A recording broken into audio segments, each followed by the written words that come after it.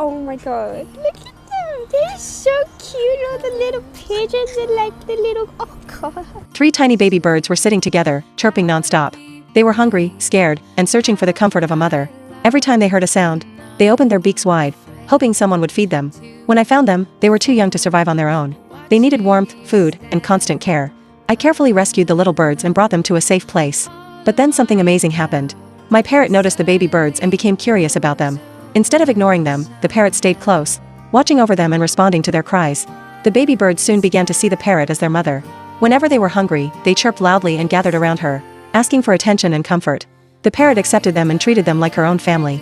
Day after day, I helped care for the babies while my parrot kept them company. The tiny birds became stronger, healthier, and more active. Their frightened cries slowly turned into happy chirps. Watching this unexpected family grow together was truly heartwarming. 3 helpless baby birds found safety, love, and a second chance at life. Thanks to the rescue and the kindness